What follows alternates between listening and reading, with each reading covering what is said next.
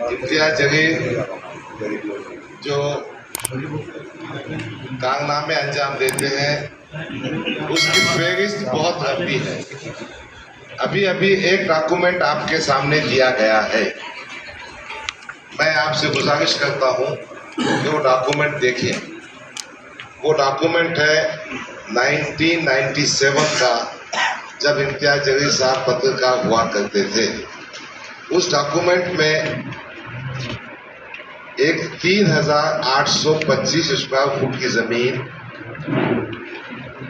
जो आज इम्तियाज जलील साहब का ऑफिस है, वक्फ बोर्ड की जमीन उनकी वालिदा मोहतरमा मरूमा के नाम पर भागे पट्टी साल के 500 रुपये किराए से दी गई है। 25 साल के ऊपर हो गया है, आज भी उनका कब्जा है।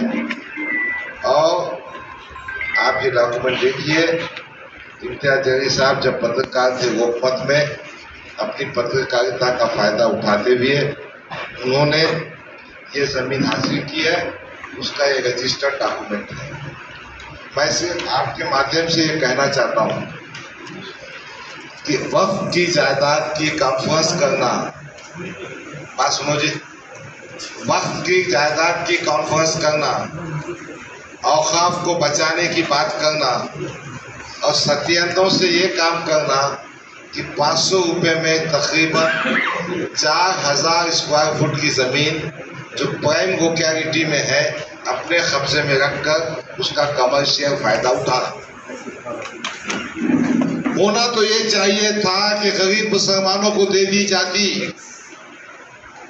मैं आपके माध्यम से मांडोली प्लेयर पाखंडी इम्तियाज जलील को पूछना चाहता हूँ, अगर तेरे में दम है और तू बोलता है कि उलमाए किराम हमारे सर के ताज है, तू कहता है हम उलमाए किराम के खत्मों पर बैठेंगे, ये पूरी ज़मीन उलमाए किराम को फ्लैट बना के दे, नौजवान बच्चों को दुकान बना के दे ताकि रोजी उनका, ये माध्यम से बात बताना चाहता हूँ। ऐसे कई डॉक्यूमेंट मौजूद है जो बताएंगे कि औकाफ की जायदाद में जो गरीबों का, यतीमों का, मिस्कीनों का, गरीबों का हक है, इम्तियाज जलील ने किया है। तो दगारी करने वाले लीडर के बारे में एक मालूमात आपको देने की, ये डॉक्यूमेंट देने के पीछे मकसद ये है कि ये ऑथेंटिक प्रूफ आपके पास मौजूद है। हम इस प्रेस कॉन्फ्रेंस में आपको बताना चाहते हैं कि औकाफ के बारे में मीटिंग करके अपने आप को मर्द मुजाहिद करने वालों का सही चेहरा क्या है। आज भी जारना रोड का जो ऑफिस है और कई जमीनात है, वक्फ बोर्ड का मेंबर बनकर कहाँ कहाँ इन्होंने मांडोली की, वो फेरिस्त पे आ जाएगी।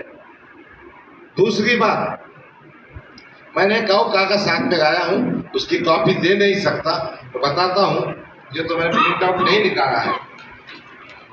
पार्लियामेंट के इंतखाबात में मजलिस इत्तेहादुल मुस्लिमीन ने 5 सीटें खरीद की थी। एक भिवंडी की सीट जहां MIM को 0.1% वोट मिला, 1741 वोट, 0.1%। वहां खड़े थे खान मोहम्मद अकरम, अब्दुल हन्नान। फिर उस्मानाबाद में 0.2% वोट मिला, वहां मिले 2060 वोट। पार्लियामेंट का इंतखाब 6 असेंबली कंस्टिट्यूंसी का होता है। फिर पुणे में अनीस अरशद ने कंटेस्ट किया था, उनको मिले 860 वोट। और फिर नॉर्थ सेंट्रल बॉम्बे में 1531.2%। तो मेरा सिर्फ इतना ही कहना है, जहां भाजपा को हराने की बात ये करते हैं, तो ये 5 इंतखाबी हलकों में आपने क्यों उम्मीदवार दिए थे और आपका कंडक्ट क्या था आप किसकी मदद कर रहे थे ये फैसला करना मैं आप पर छोड़ता हूँ। तो ये दो बातें बताने के लिए मैंने नसीम भाई की प्रेस कॉन्फ्रेंस को शेयर किया। नसीम भाई शख्सी तौर पर मेरी मदद करने के लिए आए हैं। जो सवाल उनसे पूछना है उनसे पूछिए और जो मुझसे पूछना है मुझसे पूछिए। तीसरी बात, मैं करीम कुरैशी साहब के साथ बैठा। मैं आपको ये बताना चाहता हूँ, मेरा भाई करीम कुरैशी, उनके बड़े भाई हबीब कुरैशी साहब फिलहाल आउट ऑफ स्टेशन है। उनके नज़दीक के साथी जावेद वहाब साहब और इनकी पूरी टीम ने तमाम हालात को देखकर, ग्राउंड की हकीकत को देखकर, मेरे पे होने वाली नाइंसाफी को देखकर, अवाम के रुझान को देखकर ये फैसला किया है कि वो हमारे साथ पूरी ताकत से इस असेंबली इंतखाबात में खड़े होंगे। मैं सबके सामने करीम भाई का शुक्रिया अदा करना चाहता हूँ और इस प्रेस कॉन्फ्रेंस के माध्यम से कहना चाहता हूँ कि आज मेरा भाई हमारे साथ आ गया है और वो हमारे साथ पूरी ताकत से काम करने वाला है। तो ये तीन बातें आपके पास पहुंचानी थी। एक, नसीम भाई की मदद और उनकी बैकग्राउंड। दूसरा, ये दो सवाल थे, वक्फ बोर्ड की ज़मीन के बारे में इम्तियाज जलील की हरकतें। तीसरा, पार्लियामेंट के 5 सीटें क्यों लिए थे, किसकी मदद कर रहे थे, और उसके बाद करीम कुरैशी साहब किया। अब आपको जो सवाल पूछना है एक एक से पूछिए।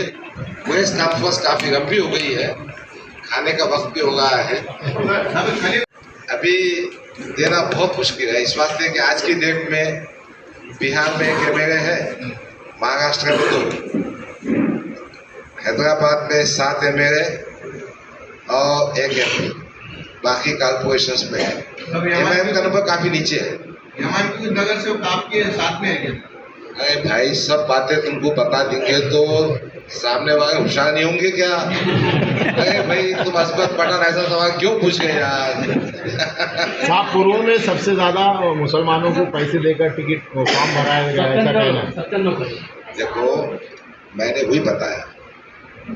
मैं एक बात मानता हूँ, जमहूरियत में हर एक को इलेक्शन लड़ने का हक है। अगर कोई उम्मीदवार आजाद खड़े रहता है तो मेरा फर्ज बनता है कि मैं जाके उसको गुजारिश क्यों समझाऊं। ये बोलने का कि तू पैसे खा के खाएगा बहुत गलत बात है। तो मेरा ये कहना है कि तुमने जो 5 पार्लियामेंट के कैंडिडेट खड़े करे थे तो फिर हमने क्या बोला? मैं हर अपक्ष उम्मीदवार या दूसरी पार्टी के उम्मीदवार जो मुसलमान है उसको हक है ना भाई। अगर उसको हक नहीं है तो तुम कौन होते उसका हक छीनने वाले? और मेरी अप्रोच ये है कि उनको जाके समझाना चाहिए, मनाना चाहिए, और इसके बावजूद भी अगर उनका नजर करें, जब MIM पार्टी कुछ नहीं होते हुए पूना में उम्मीदवार देगी, 807 वोट देगी, साउथ सेंट्रल बॉम्बे में देगी, तो उस वक्त ये तत्व तुम्हारा कहाँ गया था? मैंने नहीं कहा भाई, ये इम्तियाज जलील का कहना है। इम्तियाज जलील का कहना ऐसा रहता, हमने किए तो सब माफ, किसने कुछ किया तो फिर पैसे खाया। खैर छोड़िए, ये बात उनकी जवाब। सीट दिए गए उसमें आप ही कार्याध्यक्ष थे, प्रदेश कार्याध्यक्ष, आपने विरोध नहीं किया या आपकी बात नहीं सुनी? जब ये टिकट बांटे गए आप पद पे थे।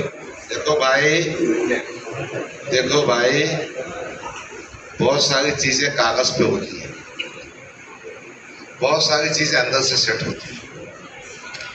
हमको तो खबर भी नहीं थी कि ऐसा वक्त भी हम पर आएगा कि बैरिस्टर असदुद्दीन अवैसी साहब हमको 3 मिनट की बात भी नहीं कर सकेंगे। 21 सितंबर को मैं गया दारुसलाम, साहब की गाड़ी के पास गए के हाथ जोड़ के बोला, साहब मुझे 5 मिनट विधानसभा के बारे में बात करने का है। उन्होंने कहा मैं स्कूल के फंक्शन को जागा, शाम में मुशायरे में आ जाऊँ, और हैदराबाद का मुशायरा तुमको मालूम नहीं होगा। और दावत भी मालूम नहीं गई। वो क्या होता, 10 बजे शुरू होता। सुनिए ना, आपने मेरी सवाल का जवाब नहीं दिया। आप आपकी बात इससे पहले कह चुके और अभी भी हम लोग सब मालूम है आप पे कितना अन्याय है। मेरा पर्टिकुलर सवाल था, जब ये हमको बताया नहीं गया ये डिसीजन मेकिंग, आपने विरोध किया था या आपको मालूम नहीं था? हमको पूछा ही नहीं गया। हमने विरोध भी किया था, मालूम भी नहीं। क्यों नहीं मालूम? ये फैसले कुछ इस अंदाज में किए गए कि हमको तो समझ में भी नहीं आया। हम तो समझ गए थे फैसले ऐसे कर गए ये कि सब दरवाजे हमारे बंद करके डिक्लेयर करने वाले थे। डॉक्टर साहब, कांग्रेस में आपसे मुस्लिम वोटों की बात कर रहे हैं, क्या आपको चुन के आने के लिए दूसरे समाज की वोटों की जरूरत नहीं है क्या? क्यों नहीं है? जब से हम आए बस मुस्लिम की बात चल रही है। नहीं। तुमचा निवडणुकीचं मुख्य जाहीरनामा काय राहणार? देखिए, अभी कुछ जो क्लासेस है हमारे समाजवादी पार्टी के जो बहुत से एमपी है, हम उनको बुला रहे। MIM में जब मैं था दूसरे समाजों के पास जाने में थोड़ा मुझे दिक्कत होती थी, मगर अब मैं समाजवादी पार्टी में हूँ, मैं हर आदमी के पास जा सकता हूँ और वो भी मुझे एक्सेप्ट करते हैं। MIM में जिनसे पर्सनल रिलेशन थे वो ज़्यादा एक्सेप्ट करते थे, जिससे पर्सनल रिलेशन नहीं थे वो एक्सेप्ट नहीं करते थे। समाजवादी पार्टी के पास तकरीबन 37 MP है, उसमें से कई OBC भी है, हिंदू भी है, ब्राह्मण भी है। वो सब आएंगे, हम उनके माध्यम से उस पेड़ पे पहुंचेंगे। और दूसरी बात ऐसी है, अभी 1, 2, 3 दीपावली की छुट्टियां थे, दीपावली का मौसम चल रहा था, हिंदू भाई दिवाली मना रहे थे। हम उनके पास इंशाअल्लाह कल परसों से पहुंचेंगे। तीसरी बात, अभी चुनाव प्रचार का काम कायदे से शुरू नहीं हुआ है। हम बाजा बजा रहे हैं, दूसरे भी लोग बाजा बजा रहे हैं। निवडणूक की प्रक्रिया में विड्रॉल की डेट है 4 नवंबर। 5 नवंबर से सही प्रचार और सही रूपरेखा बनेगी। सर, एक प्रश्न, आज संध्याकाळी 6 वाजता मनोज जरांगे पाटील आपले उमेदवार घोषित करणार आहेत 6 वाजता। उसके इंतजार में तो बैठे यार, तुम भी बैठे। भूमिका काय असेल? क्या रोहानी पाली नगर और शुल्क अटको में गए। आपका क्या कहना है? मनोज जहांगीर की लिस्ट में आपका भी नाम दिखा। भाई, हमने अपना केस उनके पास पुटअप किया है। हमने हमारे तमाम बायोडाटा और एक्टिविटीज़। क्या मैं डॉक्टर साहब को इसलिए सपोर्ट करना चाहता हूँ कि जैसा उनके इधर से धोखाधड़ी मिली वैसी मेरे को कांग्रेस पार्टी ने धोखा दिया। क्यों? क्या उन्होंने कमिटमेंट किए थे कोई भी मुस्लिम को देंगे, 10 लोगों ने फॉर्म भरा था, 10 में से खाली मुस्लिम को देंगे। 1 नंबर पे मेरा ही नाम था, बाद में कौन देशमुख आया, दूसरा कौन है, उसका ठिकाना भी नहीं अभी तक। तो जैसा डॉक्टर साहब के साथ में हो वैसा मेरा हुआ। और पिछला जो मेरे पे इस्लाम था, डॉक्टर साहब को मैंने गिराया बोलते हैं। आज इसलिए उनके साथ में मैं खाने को खाना खड़े हुए उनके साथ में। और इंशाल्लाह जब तक जीत के नहीं आते, जब तक मैं उनका साथ नहीं छोड़ूंगा।